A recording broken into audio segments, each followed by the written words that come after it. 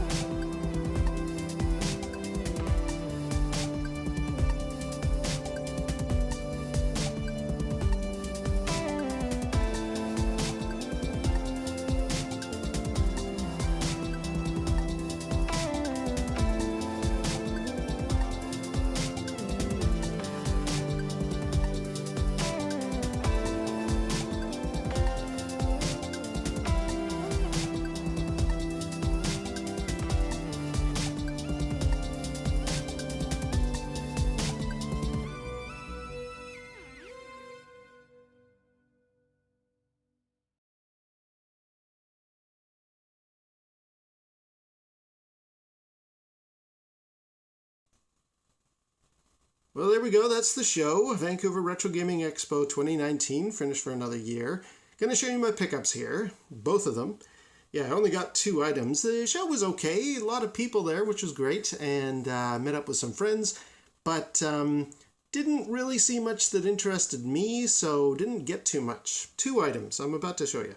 But before I do, a really cool thing happened to me while at the show. I actually got recognized. Somebody behind one of the counters was like, "Hey, you're from down the rabbit hole." And I was so surprised. Dude, if you're watching, thank you very much, because that really took me aback. I've never had somebody recognize me before. So I kind of just blurted out, "Well, how did you know?" And the reason he knew is, well, I was wearing my Down the Rabbit Hole shirt here, so of course he recognized me, but I just didn't even think in terms of like somebody noticing that it was me. So that was kind of cool. I also saw Bastich B, who was there before from 64K. He's really got a great channel. And in fact, his footage from the show, I'd highly recommend it. I'm going to put a link below to his video from the Vancouver show, because he goes into a lot more detail than my particular footage shows. But in addition to him, there was a couple of folks from the YouTube channel called Moving Pictures. They were there, and they actually were at the previous year and commented on my video back in the day, and I was very happy to see them, shook their hands. It was really nice to meet those folks. But yeah, let me get on with the 2 items I picked up. And what I'm going to do to flesh this out, I'm actually going to combine this with some stuff I got at the Northwest Pinball and Arcade Show, the one in Tacoma a couple weeks ago. But first, let's talk about Vancouver. So, my first item was something I actually owned way back in the day, and my 3rd video I ever made, I actually touched on this story. I got Home Run for the Atari 2600. This was $5. And why did I get this? Well, it's a game that I had bought back originally in the 1970s or maybe 1980. Don't remember exact release date. Oh, there it is, 78. Yeah, I got this in 1978, and it cost me a whopping $40, which in 1978 is a lot of money. And when you're a kid just living on your allowance or mowing lawns to get some cash, yeah, $40 is a lot of money. I came home with this, plugged it in, and I was immediately disappointed. And this cartridge has kind of got a lot of resonance for me. The one that I got originally was not this label with the picture. It's actually just the plain sort of gold label, whatever they call that. This one I quite like because it does have the artwork on it, and it was that artwork that kind of drew me to Home Run. I thought, well, I'm not a huge baseball guy, but this looks like a lot of fun, so I'll buy the game. And then lo and behold, the game itself wasn't all that great. It's sort of always reminded me, though, it's one of my original purchases, and I just thought, you know what, I am going to get the cartridge for Home Run for the Atari 2600, just because, well, it has that significance. Plus, this cartridge is in great condition. It doesn't have any of that speckling that the Activision cartridges have, so this is really nice. Very glad I got that. To go to the opposite extreme, I saw this other final item at the show, and I was at first thinking, they want a lot of money for it, so I'm going to think about it, and wandered around, didn't see anything else other than the Atari cartridge, so I thought, alright, yeah, sure, I'll pick it up, even though it's way too much money. And they actually had knocked it down by the time I came back, so I'm very pleased about that. Lawn Boys Post 1979 and Vectrex Rolly will be very happy to know that I have joined them in the family of owning the Grandstand Firefox F7. This thing is super cool, and I have thrown batteries in it. Yes, it works. The left speaker doesn't seem to work, or at least, now, I gotta look this up. You can turn off and on the left and the right speakers. I don't know why that would be a feature you would want to have, but although this turns this one on and off, this doesn't seem to do a darn thing. So either it's some kind of weird setting in a game variation I don't really know much about, or yeah, just this speaker doesn't work. But however, this one's super loud, so I think I'm good. I'll actually do a video about this because I actually talked about how there is an iOS version of this, and the problem with that is the designers of that iOS program didn't realize that the joystick, not only side to side, but there's a lot of importance for forward and backward. And I've now tried out a quick test of this thing to make sure it works. That forward and backward's really critical to the game, so I'm very happy I got this. They originally were asking $95 for it, but by the time I went back, they had docked it down to $80. That is a lot of money, but these things are just going up in value. And honestly, other than the speaker, this thing is in really nice shape. Like, there's hardly any scuffs. There's a few scratches and things on the bottom. It's got its battery cover, and the screen is gorgeous. I mean, I have played it, and it looks like the day it was made. It's a mint. So I'm very, very pleased that, sure, I paid a bit more money for this, but you know what, I'm very happy. And I'd had a bit of a rough week at work, and I thought, you know what, I need to get something. And since I'm just buying the Atari cartridge, well, darn it, I'm also going to get the Firefox F7. Something that impressed me at the show, I didn't need to buy it, but I just thought it was worth mentioning. I actually saw this, where is it here?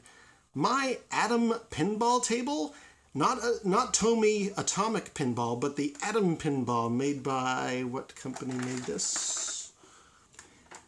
Changchin Toys out of China. This was also for sale at the show for $40, complete in box, or at least it had its original box with it. Luckily, I already own an Atom pinball, but I've never seen one. So the fact that they had one in its box for sale, I was very impressed at that. So if anybody did end up walking away with it, you've got yourself a really sweet little pinball table, because this thing is great.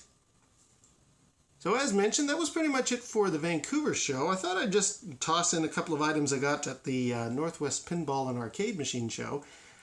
We didn't end up getting anything during the actual event, but we did go to that Super Smash video game store that I mentioned before when I talked about this, my little AV adapter thing for my PlayStation 1. So I've done a video about this already. Just thought I'd add this into the collection here. It was $25. Somebody actually left a comment asking me how much did that cost, and I'm pretty sure I said during the show, or during that video, it cost $25. However, got that. Also at Super Smash Video Games, I got for the Game Gear, Halley Wars. And this is a really nice shoot 'em up that is a little bit going up in value. Now, there's one that's even better than this. It's both called Aleste or Power Strike, I think it is. And it's really more challenging than this one. And it's super rare and super valuable and going up a heck of a lot in price. This one I saw for $22, and I thought, yeah, you know what? I'll get Halley Wars if nothing else. And having played it a few times, I do have to say, I'll do a proper review. The complication or the challenge level that this has is already pretty darn good. So I'm very happy with just having Halley Wars. And the last item I bought is going to be a bit of a strange one. I got some Deoxit. Now, this is actually kind of useful for anything that's oxidizing. You just spray this stuff on and it'll clean off some things like battery terminals. And that's actually kind of important because I'm starting to find, and I've done a video about this already, my digital derby machine, as awesome as it is, I'm finding I don't play it quite as often because the battery terminal inside here is very, very oxidized. It makes sense given all the decades it's been around. So I posted on forum, the killer list of video games, I said, what's a really highly recommended way to clean battery connections that are kind of going stale from decades and decades? And, sorry, rabbit, and somebody had recommended, yeah, you know what, get yourself some Deoxit. And that was actually in Fry's in Tacoma just before we got to the pinball show. So I got that. I'm going to apply it. I'll do a whole video about that as well. Anyway, so there are my pickups from the Vancouver Retro Gaming Expo, as well as the Northwest Pinball and Arcade Machine Show. And it's a small, humble little collection, but I think it'll all get its value. And I'm really looking forward to going to Portland again this year, because my list of sort of back items that I've still been looking for, it hasn't really taken much of a hit. I have quite a few things I still want to get. And roll on Portland, I can't wait. All right, well, until next time, we'll see you down the rabbit hole.